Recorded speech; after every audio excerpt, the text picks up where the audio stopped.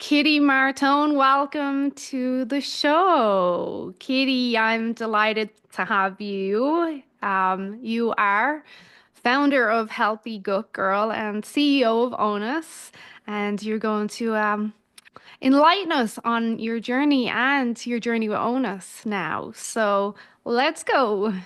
Cool. Thanks for having me. This is great. I'm glad you reached out. This is what I do basically. I'm actually not the CEO. I'm actually in charge of marketing and social outreach and education. So this is Mhm. exactly my thing that I love Yeah. to do with ONAs. So my introduction to ONAs, first of all, started because I have an estrogen dominant support group on Facebook. And Hmm. in that group, I started that group because of my own journey with hormone imbalance. I had one of the most, as severe a case of estrogen dominance as you can get without having a full hysterectomy and cancer. I had, chronic miscarriages, back-to-back miscarriages. I had catamenial seizures. I had, anemia. I had to have a blood transfusion. I had cysts, polyps, all of it, Hmm. horrific periods. And I was already healthy gut girl at that time. I was already working for many, many years, helping women to remediate their guts and work on their health. And I couldn't fix that. I couldn't fix my hormones. And so, just with gut health. So I just kept digging and I found the progesterone therapy website. And through that, I was just, mind blown, couldn't believe that this one hormone was not being discussed with any of some of the best doctors in Los Angeles that I had. No Hmm. one ever mentioned it. They just wanted to put me on the pill or they wanted to give me a hysterectomy or, there never was it mentioned. And then I got to the point where they were saying I was too old for it.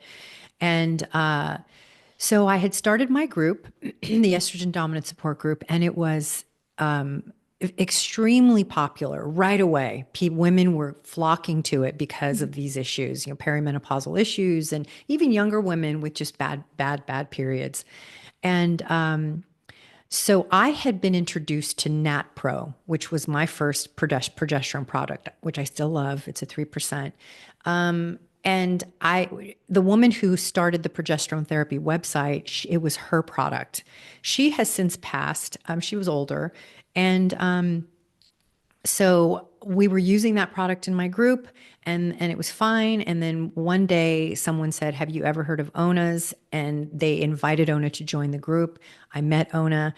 Ona had some major health issues from birth. She had Hmm. congenital issues with her heart and with her mental health, and she was had catamenial epilepsy, which is a hormonally driven form of epilepsy. And she discovered that progesterone, bioidentical progesterone, helped reduce her seizures and helped her cycles tremendously. But her doctor, she started using higher doses, and her doctor wouldn't give her higher doses. So she started investigating and became a citizen researcher and found out that it's not a drug. It's a natural hormone that's made, it's bioidentical from plants, and she decided to make her own progesterone. And she did so using the work of Dr. Ray Peat, who did a tremendous amount of work in the field for women's hormones, and discovered that if you mix it into vitamin E first, the powder, the micronized progesterone into vitamin E first, and then add it to a carrier cream or oil, that it's far more absorbable. Hmm. So she decided to make it, and Ray Peat patented this process, patented this recipe, if you will, Hmm. which included percentages of progesterone up to, I think it was 30%, if I remember correctly. So, most progesterones that you would get from a medical doctor, prescription, or over the counter, or like Dr. Platt, Dr. Platt's 5%. Hmm. Most of them are 2%. A lot of them are 1 point something percent. And ONAS decided to make 3%, 10%, and 20%. Hmm. And for just simply put, because this can be very confusing for a lot of women, simply put, the more progesterone you put into a drop of cream, because Hmm. it's not all progesterone, when you look at percentages, that drop of cream is going to be 20% progesterone or 5% progesterone or 3%. And the rest of that drop of cream is going to be the ingredients that help it to absorb and preserve it, etc. So progesterone is notoriously difficult to absorb and tends to be harder to absorb at higher percentages, like 20%. But some women do well with it. It just depends. So ONA's like, I'm going to make it available at 3, 10, and 20%. And this was incredible. So when she came into my group, it was very popular. She and I became fast friends. And sadly, we were going to work together, and she sadly passed away in 2017. And and we kind of lost touch because her partner and husband, who's the chemist and the man behind the curtain, so to speak, he didn't really know about our relationship and about my group that much. And so I reached out to him, but he was grieving and lots of things happened. And then COVID came and everything got worse, and their company started to not do well at all. And so he finally went through her correspondence and her emails and found our exchanges. And he sent me a message and said, I just came across all this. I didn't realize how much you contributed to the growth of our company. Will you be CEO? Mhm. And That's so where it I took got the idea of CEO because yeah. obviously, I've heard this story before. And that was right. That was right. I did take the position of CEO, and then shortly thereafter realized that, my goals for the company were very ambitious. I wanted to change a lot of things. It was very frustrating for me that I couldn't get those things accomplished immediately, or at Mm. least at all. and and so I said, you know what? I think I'd be better served as social outreach and the things I'm already doing, Yeah. basically. And I didn't want to have the burden of shipping and inventory and be in charge of all of that. And so it was a wise decision for all of us that I changed my position. And so that's what happened. I came on board. I started working with him, and my group grew, and it became the main product that we use. Although I promote and love so many products, it's not like an ONAS sales page by any means. And yeah, that's the story, pretty much. So I'm curious, you mentioned your seizures and Ona's epilepsy. Were you both experiencing some of the same symptoms, or how did they differ? And then how Yeah. did progesterone change that? The reason I ask is because I've several clients with epilepsy. I've one with syncope, and I recently spoke to a woman whose 9-year-old daughter has been having seizures and they don't know what's going on. hmm Well, I was never diagnosed with catamenial epilepsy like she was, and I only had a couple of episodes. But here, not to diminish what was happening to me because it was really horrible, but a lot of things cross over when it comes to estrogen, to hormones. A lot of symptoms cross over with other issues, with other major issues, especially gone untreated, something like catamenial epilepsy. So, it can start like it's almost like a ladder of dysfunction. And at the bottom, you have, like anemia and low blood pressure and, heavy, heavy bleeding. And you have these symptoms happen at this level. And if it continues on, these women start to pass out. And in that process of not getting enough oxygen to the brain and not getting enough blood to the brain, you can have seizures. And this can happen with women with POTS, with uh, young women with pandas syndrome, with there's something else, with PCOS, with PMDD. So these all start to cross over and look like the same thing. A lot of these women who have, these episodes can actually be diagnosed with a number of different things. And so with her, she had had catamenial epilepsy for her most of her young life with her cycles, and I had just started to have those issues. So what happens is you're having these dramatic declines in hormones, even in estrogen, usually after your cycle, and everything just drops really quickly. And so this is going to have this domino effect in the body, and it can trigger these, these issues, Mm-hmm. seizures and passing out and dizziness, and the list is long. And so adding progesterone can help, because progesterone is one of these hormones that's very, very high up on the steroidal pathway, on the hormonal pathway where hormones are made. And it donates to make a bunch of other hormones like cortisol and estrogen and testosterone. And it does so when needed. So it won't randomly make cortisol or randomly make estrogen. It'll do so if it's needed. And even then, sometimes it won't, because it's in such demand or you're in such deficiency that it's not able to convert to those hormones. And it'll also convert to the emergency hormones first, right? The ones that save your life first, like cortisol, adrenaline, things like that. So she realized, so sometimes these seizures can be mitigated by not allowing the hormone levels to drop so rapidly, and by taking progesterone and keeping that progesterone elevated.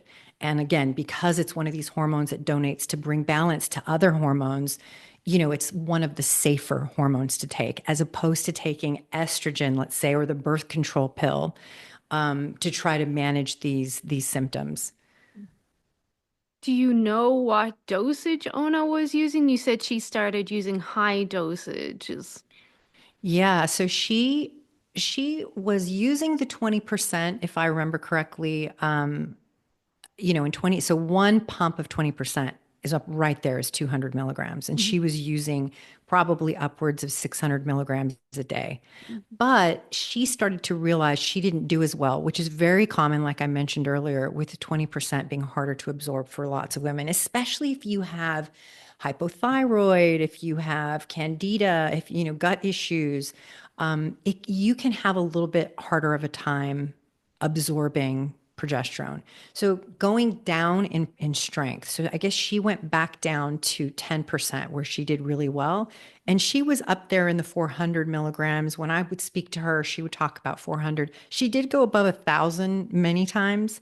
And she was able to manage her and prevent her seizures altogether. And I think as she started to get a little older, they started to not come as frequently. Mhm. And but it's different for everyone. That's the big trick, the big challenge with progesterone is dosing and absorption, because we don't, and those are kind of both the same thing, because we don't know how you're going to do. We don't Mhm. know, you know, if it's age related. Some women have more progesterone receptors than other women. Some women, they have a heavy metal issue where their receptors are occupied with things like heavy metals and candida. And so it's really difficult to know how much a person's going to need. Mhm. So I'm assuming she was then doing the 10% across the day, morning, afternoon, evening, night, like those split doses, keeping that steady flow of progesterone throughout the day. Yes, I highly recommend that as well, because it's kind of the way the body would produce it. It's not going to take up this massive. Not only is it difficult for the body to absorb progesterone topically anyway, even orally, but the way the body uses it. So they say that oral progesterone is something like 30% absorption, and what is absorbed gets converted and turned into a different metabolite. There's all these variables that can hinder absorption. So it's best to do it. I prefer to do it smaller dosing, medium sized percentage strengths, like Mhm. 5% throughout the day. Absolutely. Mm. And if I'm correct, topical is usually your preferred. I mean, it is for Dr. Platt. I think it is for Carol as well. Yeah, again, it's very individual. I like to combine, especially when I was cycling. Now I'm 1 year at postmenopausal, and I like to combine before the oral and the topical, because I get the benefit because the oral is going to, again, make that metabolite that makes you kind of sleepy or drowsy. Some women get completely knocked out from it. It's an anxiolytic, so it prevents anxiety. It helps stave off, anxiousness and panic. And then the topical is going to do more of the, slowing down the bleeding, preventing the growth of growths, preventing estrogen from doing the thing that it loves to do, which is grow things, which can be good and bad. And that's the big, I have this progesterone supplementation handbook that's gone through like 4 revisions, and I'm sure it'll go through 20 more before I die. And the cover of it has a woman who is a lion tamer, and it has a lion, and that's the cover of it. Because I always say estrogen is the lion and progesterone is the lion tamer. And so we always need to have progesterone present no matter your age. There's a lot of misconceptions about progesterone being a gestation hormone only and that you don't need it when you get older. And this is, or that you have to have estrogen if you take progesterone, and it's about balance. And it's always been about balance, no matter your age. And we have a tremendous amount of estrogen in our bodies, even in menopause, more than we do progesterone. And estrogen dominance does not mean high estrogen. Estrogen dominant, it can, but estrogen dominance means that estrogen is dominating progesterone all the time or at the wrong times. And that's all it means. So you can have really low levels in menopause or perimenopause of estrogen, but it's still higher than progesterone at the wrong times. And this can cause very obvious symptoms of estrogen dominance. And the doctors will look at your labs and say, you have no estrogen. That's not the issue. And then they give you estrogen and make it worse.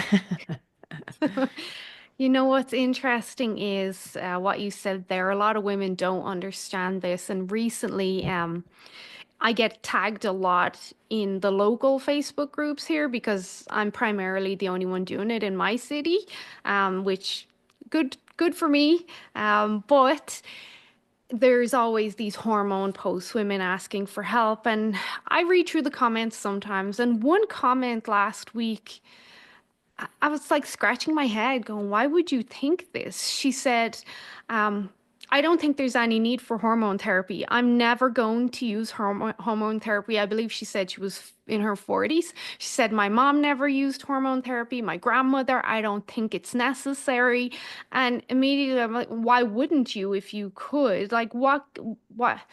Why do you have this line of thinking, almost Mhm. picking up that there was a negative vibe in her comment that there was something bad about hormone therapy? Mhm.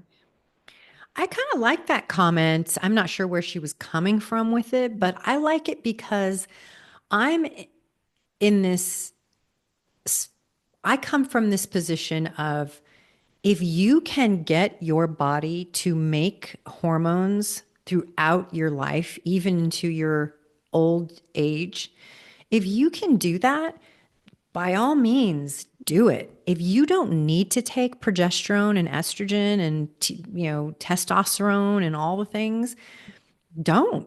I mean, why? But the problem is that we have this radical decline in hormones as we get older.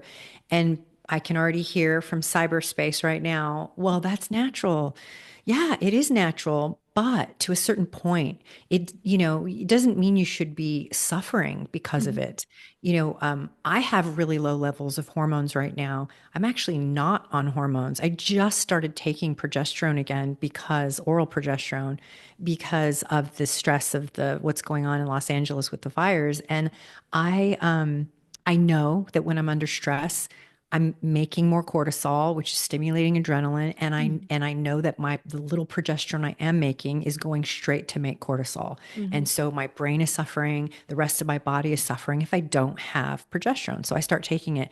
But the key with this, her grandmother and her mother's mother and her mother's mother not ever taking HRT is because they probably had a pretty good metabolism throughout their their years as they got older.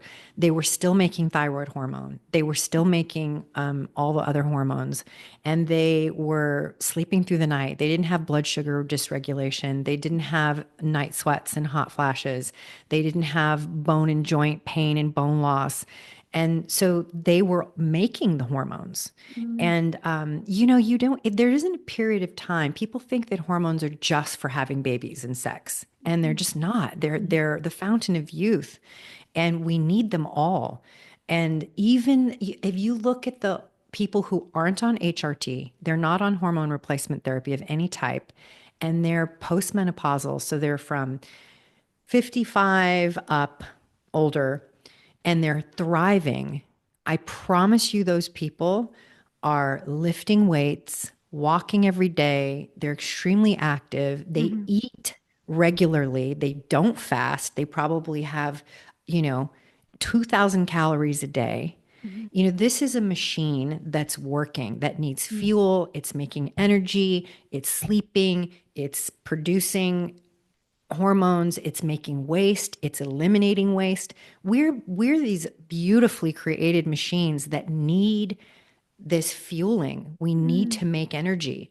And if you aren't eating enough, if you're fasting and you're stressed out and you have these hormone issues, you're running on emergency hormones. You're no longer using the lights in your house. You're using your backup generator, and you're calling on cortisol, your stress hormones. You're calling on adrenaline, norepinephrine, and epinephrine, and these things that keep you, when you fast, how good you feel when you fast.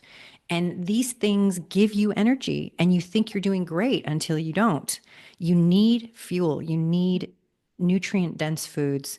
So I like her comment because I think that that should be the way it is. We shouldn't have to be taking these hormones. We should be making our own long into our older years.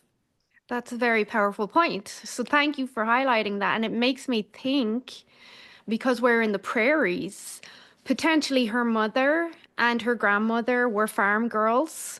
So there was a lot of manual labor, there's a lot of sun exposure, a lot of whole foods, probably not a lot of social media to stress them because that's a huge stressor. Like there's all these other factors to consider.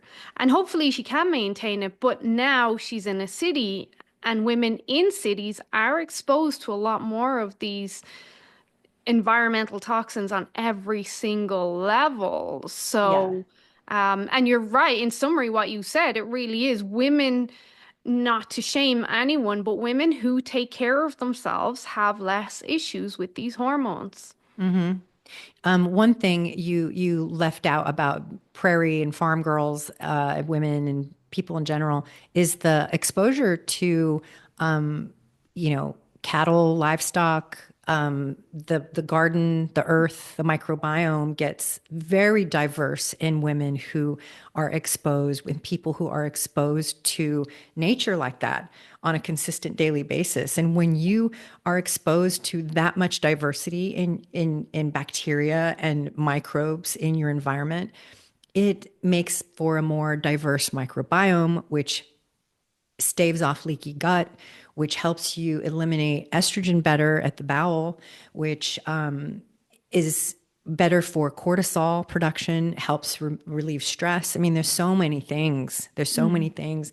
So yeah, it's a big deal, that kind of lifestyle. I'm trying to restructure my personal lifestyle now too. Spending more time in my garden and just trying to reduce screen time as much as possible, and reduce stress in general, Yeah. because Wh- stress is really so, it's thrown around as this like, oh, don't stress out, handle your stress. Stress is bad for everything. But gosh, it is such a powerful statement, and so true, and how much it affects every part of our hormonal, function. And hormones And includes insulin resistance, right? Our blood Mhm. sugar too. We can't forget that. which the stress influences. And, managing stress, sometimes I feel guilty even saying that to my clients because I know it's easier said than done. Like, I know. Yeah. I But changed it to stress reaction management. Because it's hard, it's impossible to like say, okay, I'm not going to stress anymore, but like reaction to it, you know? Like Mm, again, I said about the fires in Los Angeles, it's like I can choose to literally, because I have the capacity to pace the floors and really just spin out to the point where I'm so upset and create trauma from it. And I mean, it's traumatizing as it is, but to create further trauma and drama.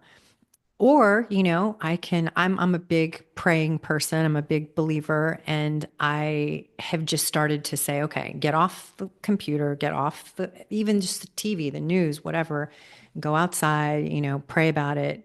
Just there's nothing I can do about it. I have no control over these things. And so I have to release that desire to control that.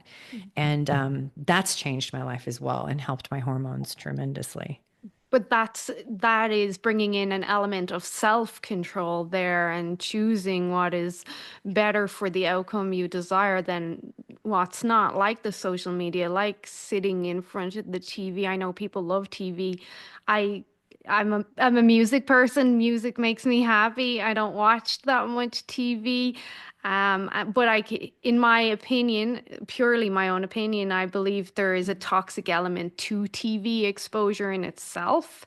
Yeah. But there is, like I just alluded to, there's that self-control and choosing what really is best for you. And dare I say, for lack of a better word, your inner child in that moment before you do create more damage. And a lot of the damage that is ensued on us is usually self-inflicted as well.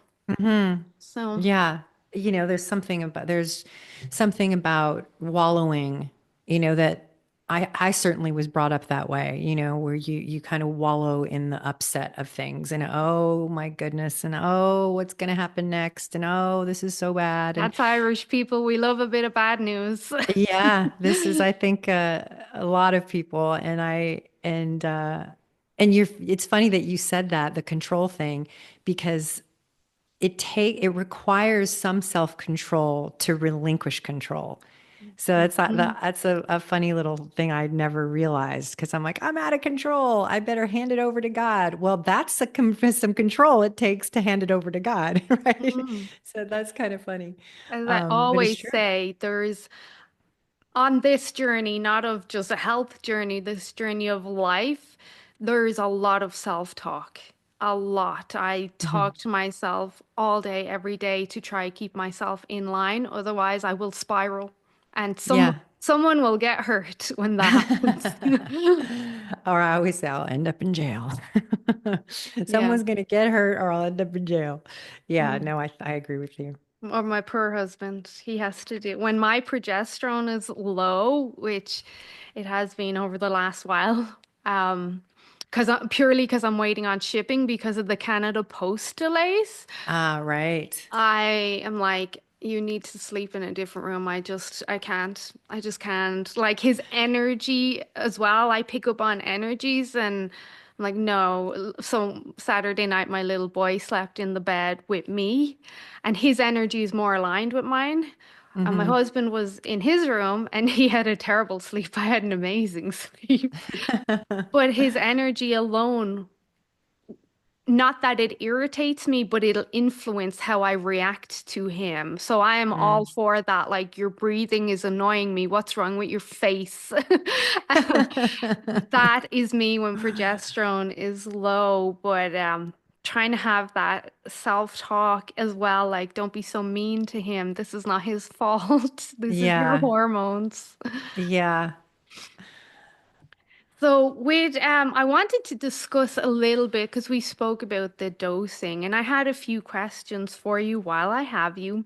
One thing I had mentioned to my following last week was, and myself and Carol had covered this on our recent conversation, was topical vaginal application of the cream.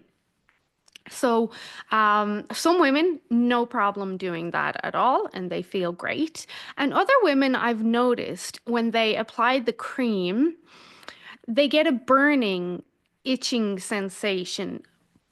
And Carol and myself have spoke about this.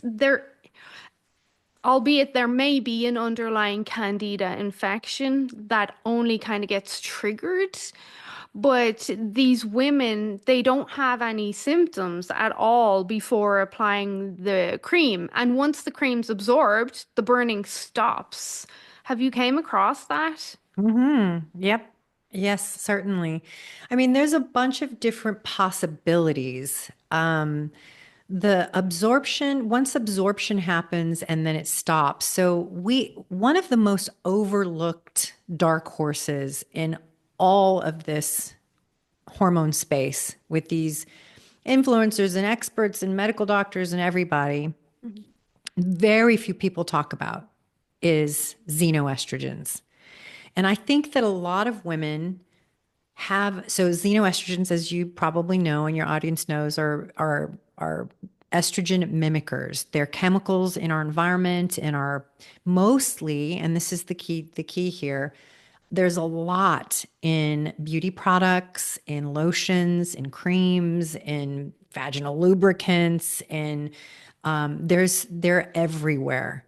And I think a lot of women store them in their fat tissues, and probably they occupy a lot of estrogen receptors as well because they're mimicking estrogen, right? Mm. And they don't show up in blood labs, so it's not something you're going to see if you take a hormone test. You're not going to say, "Oh, look at your estrogen, xenoestrogen level so high," and it's not going to necessarily show up as estrogen either. Mm.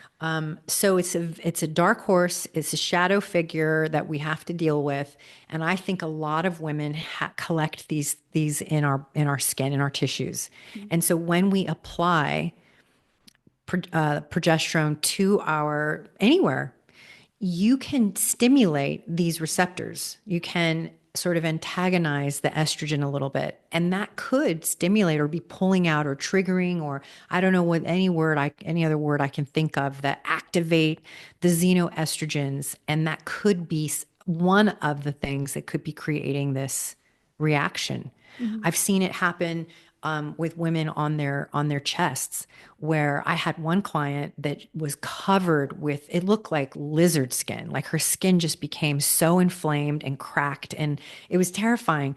And I said, all right, because I had enough experience with it at this time that I was like, let's not put it there anymore, but let's raise the dose and put it elsewhere if you want. Like, it's your Mhm. decision. If you're too scared to do that, I fully understand, and I'm not a medical doctor, so I'm not saying this is definitely going to work, but I that's what I would do. Mm. And she did it. She started putting it elsewhere and raised the dose, and it totally went away. And so we came to this conclusion, and I've seen it so many times now, that I think it's where she primarily always put something, because she was a little bit older and she didn't want to get crepey skin on her chest. So she always was putting sunblock or some kind of creams at night, anti-wrinkle creams. She was getting different types of photona lasers and getting collagen boosted there and all these chemicals. And so she was constantly doing stuff to her décolleté, right? Mm. And I think that that's what happened. I think it antagonized, estrogen chemical detox through the skin.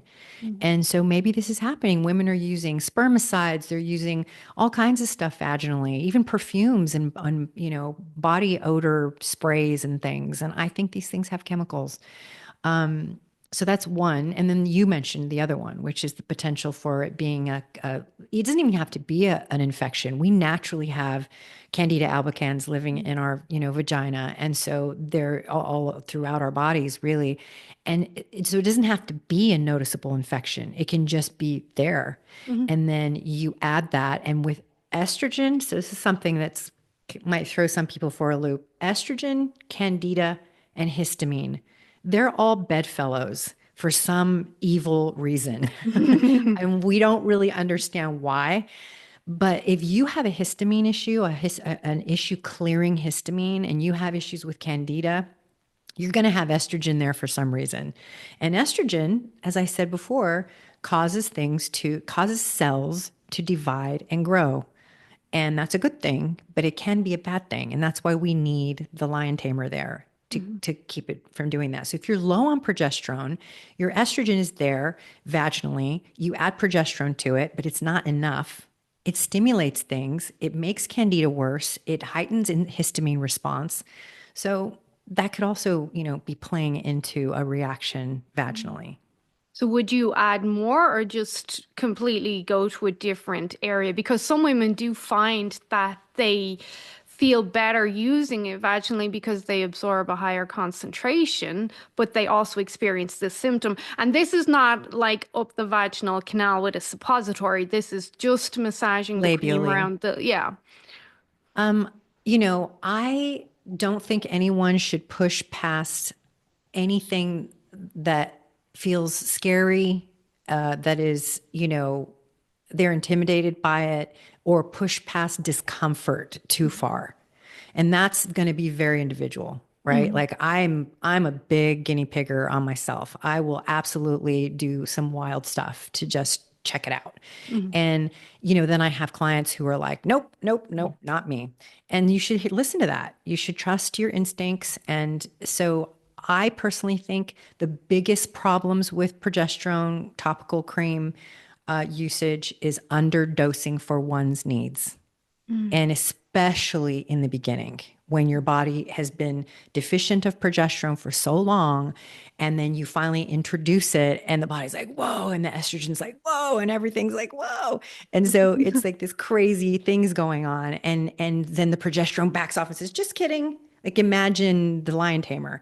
This lion's been crazy in a cage for so long, and then the lion tamer shows up and whips, cracks her whip, and the lion gets ferocious. And she goes, oh, just kidding. I'm out. I'm out. I'm out. And backs out. And the lion goes crazy again. Like there's nothing to tame it and harness it and rein it in.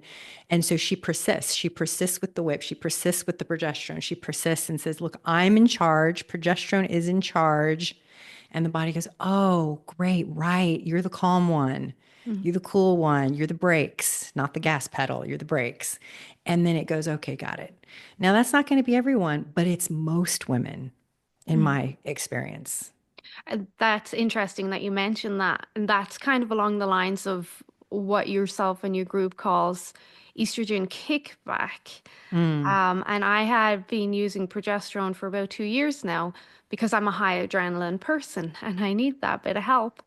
But recently, I was trying out different variations to, like you, I want to see what is out there and what's available for my clients. And I tried a lower dose, 20 milligrams per pump, and I started getting hot flashes because it wow. was too low for me. And I got Hmm. extra irritable. And like I said, my husband's breathing and everything. I was like, what is going on here? And it was obviously too low for me.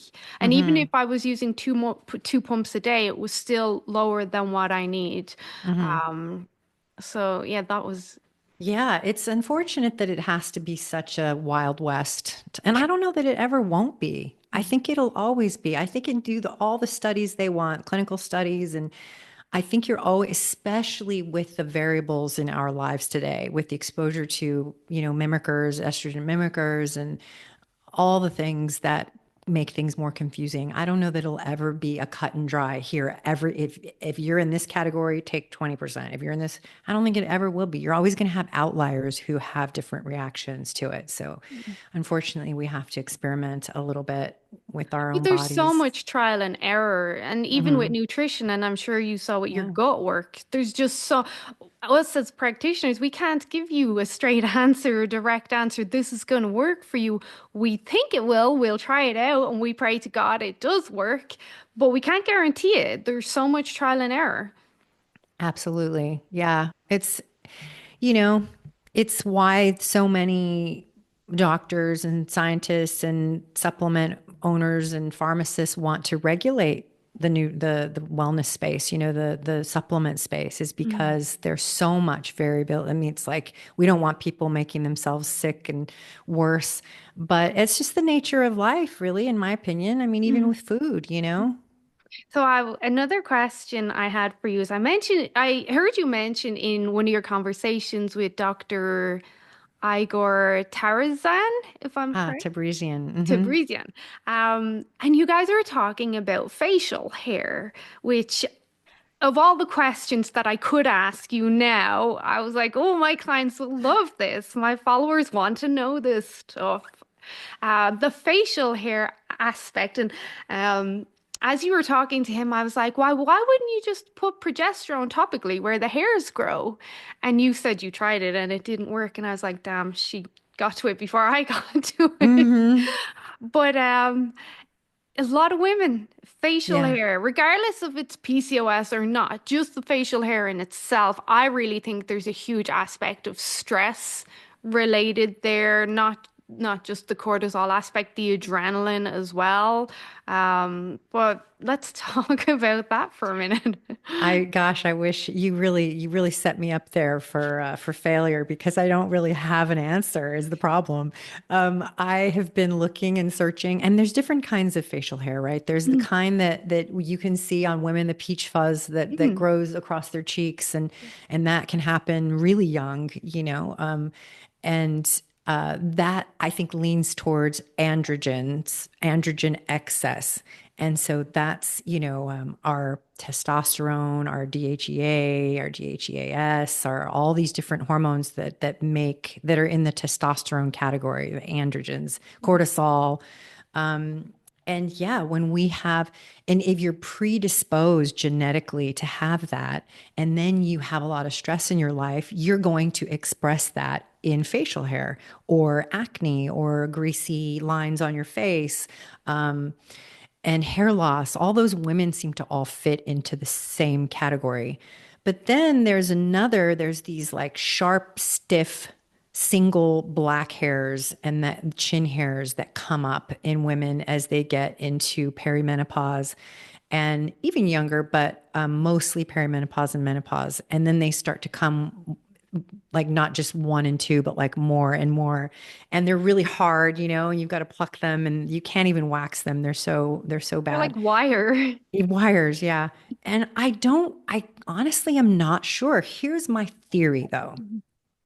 I have them and I just went through a phase of using topical diindolylmethane, right? DIM, which is a chemical comes from cruciferous vegetables. They make it in a capsule usually, and they take it to help you. People think it's to eliminate estrogen. It's not. It's to help you convert potentially dangerous estrogen, like the 16-OH metabolite, into the healthier, safer 2-OH pathway. And it also does other things with other toxins in the liver also. But I thought maybe it would help to convert, you know, bad estrogen in the tissues to good estrogen. Mm, And that was incorrect. So, or at least for me, mm, I still try, I used it for a month and I was like, yeah, it's not helping at all. But what I do notice is that when my stress levels, okay, so cortisol, it also, just like estrogen, it gets produced in tissues. It gets produced in fat tissue, like your adipose tissue around your belly and fatty places on your body, like maybe even your face, like your mm. chin. That's That's quite pretty a bit of, fatty. Yeah. right?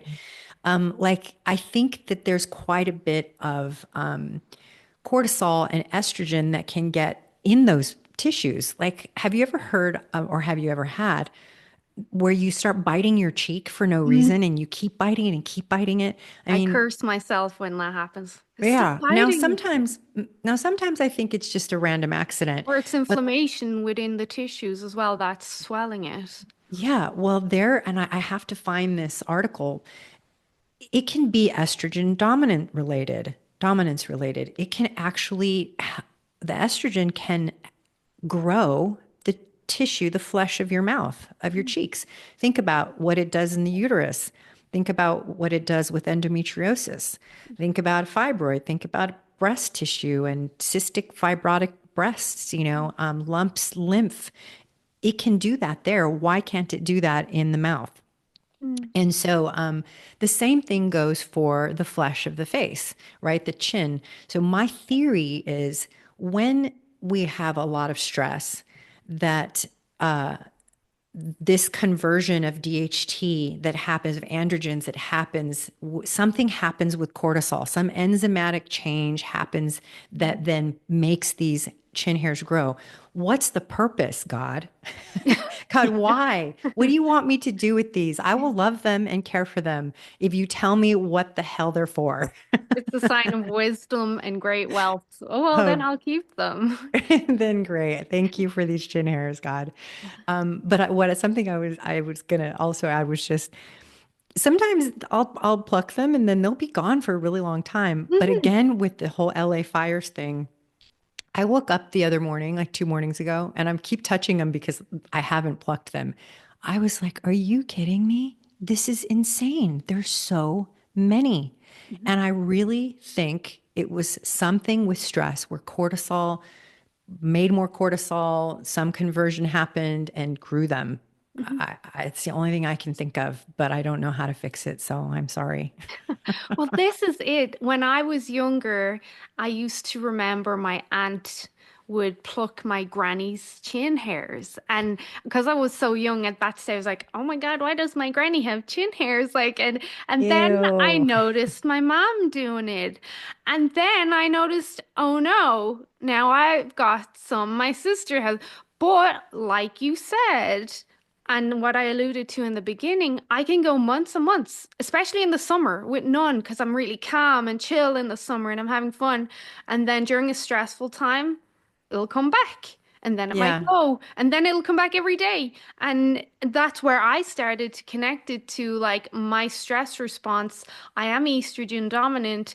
Is it that influence of the higher estrogen, lower progesterone when I am very stressed? And it's very frustrating. it is. I'll ask God and then I'll let you know what he says. Thank you, because he's not answered me yet. But the conversion of the cortisol that we have, the stress levels that we have, definitely influence it. And you would think that progesterone would then help balance it out. But when you're under stress, your body will take that progesterone and make cortisol. It'll donate to make cortisol. So if you're adding more cortisol, if you're adding progesterone, it's converting the cortisol, it might even, make Make it it worse. worse. Carol Peterson and I had this conversation. I'm about to release this next episode soon about, is there an adrenaline kickback? Mm-hmm. Is there so much cortisol in our tissues, even for women who have low cortisol in blood, that is creating these reactions to progesterone that seem adrenalized, that seem like some kind of adrenaline reaction? And it brings me to the same conclusion that I keep having, which is about blood sugar regulation and eating enough and boosting metabolism and supporting thyroid, those things that I really focus on with my group and, with my literature that articles and stuff, is like, let's go back to your client, like you said, or the woman who said, I don't need to take HRT. I'm going to be fine. I'm going to do it myself. I won't need it. Yeah, let's hope so. Like, let's go back to that so that we're not having to. I mean, look, thank God we have these hormones, and I definitely want people to be able to have access to them. But gosh, if we could make these things on our own and relax our bodies and, manage and handle those stressors, I think that that's a big component to it. And feel back to feel in control of our bodies because when we don't have that control and we're trying hormones and supplements and this, that, and the other, that's a huge consideration for women. That if we could Hmm. do it naturally, not only would it be nicer on our bank balance, Yeah. we would feel, especially in Canada, Yeah. we would feel a lot more settled in our journey, I think is the word I'm looking for, rather than Yeah. searching for that needle in a haystack kind of aspect of things. So Right. I'm watching the time now, and I do want to let you go, but I have one more question, and this comes back to application and dosing, same thing like you mentioned. And I know it's very individual. I have always been a proponent of if you're a menstruating woman from day one of ovulation to day one of your bleed, but then I also have clients where they do better dosing twice a day, even in the follicular phase. And then I have Hmm. other clients who get migraines all month and they're menstruating and they'll dose 4 times a day. And it's just so individual. But Hmm. in the context of post-menopause, someone actually asked me to ask you this morning. In the context of postmenopause, I'm all for yes, every day you totally will, but you won't like it won't hurt you. You'll totally benefit from it. But she just wanted me to ask your opinion postmenopause. Do you Hmm. think women should be using progesterone every day? This goes back to my boring answer, which is if you are making your own hormones, you don't need to do it every day. I'm not taking it every day anymore. Now I'm cycling it again. But I would say that if you are under a lot of stress, if you are having symptoms like hot flashes, joint pain, vaginal atrophy, vaginal dryness, painful sex, then yeah, I do think you should take it daily. Dr. Ray Peat talks about giving it a break, like for 10 days, so that your liver, because your liver will get good at excreting it. And sometimes I don't like saying that because I'm not sure what he meant. He never clarified. I mean, that's what the liver does. It excretes it, it maybe, well, so anyway, I decided when I started in menopause that I was going to that I was going to just take 10 days off. And Mhm. so I did that for a long time and it was fine. I didn't have any symptoms rushing back in. I talk about this because it's very important with these tests that I've taken. I did 24 hours. I did these tests where I did a blood spot, a blood circulation, a blood serum. I did a dried urine. I did a 24-hour urine, and I did a Dutch test. And then I did a skin, a hair tissue test for hormones. And this was in menopause, and all of my labs showed very, very, very low levels of hormones, except for the tissue lab, the excretion of hair, nails, and skin. I had 100 times more estradiol than what was normal. And I had cortisol, I even had testosterone, which was a shocker. Nobody knows why the body is excreting those hormones that I need.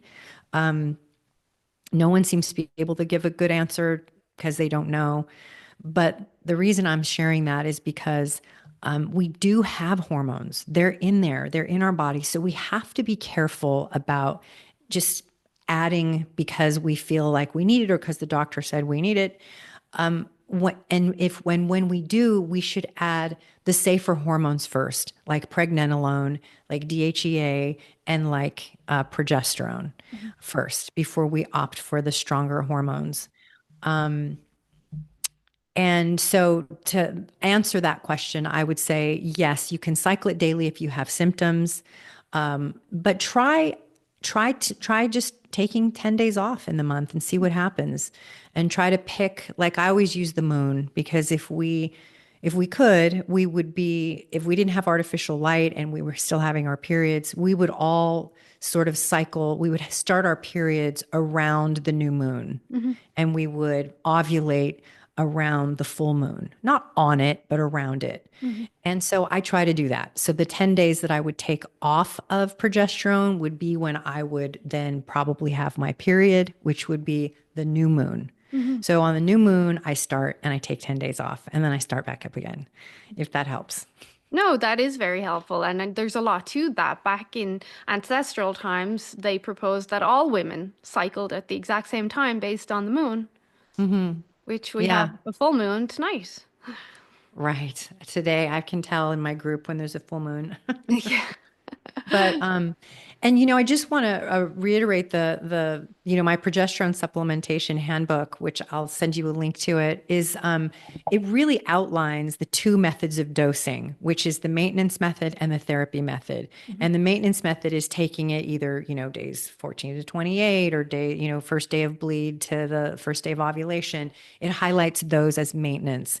And then the therapy method is daily. And usually that's for women who are having severe hormone imbalance to try to bring them back into balance to then eventually come down in dose to then cycle the progesterone on a maintenance method. Mhm. So it's super helpful. And like I said, we'll probably have many more revisions, but right now it's in a good place. Well, thank you for this. This has been a fantastic conversation, Kitty. Where can my people find you? ONAS, of course. Well, you can't find me at ONAS, but you can come join the estrogen dominance support group on Facebook. I'm a Healthy Gut Girl Official is Mhm. my new Instagram name. And my podcast is Stuff Your Doctor Should Know. And then I have a Substack called Stuff Your Doctor Should Know as well. And you're pretty active though on the ONAS Instagram page. I always see your face pop up. Yeah, and I share my whatever I post on my Instagram. I basically share it to my owners as well. Mhm. So Great. yeah, Well, this has been awesome. I'll pop everything in the description. And you guys also were very good to give me a discount code. So that's Find Health for my discount code, and that's 10% off. So thank you, Kitty. Thank you for your time and prayers for you and everyone who's dealing with Los Angeles right now. thank you so much. That was really fun. Thank you. Well, Thanks for thank your you, and we'll prayers. chat soon. Okay.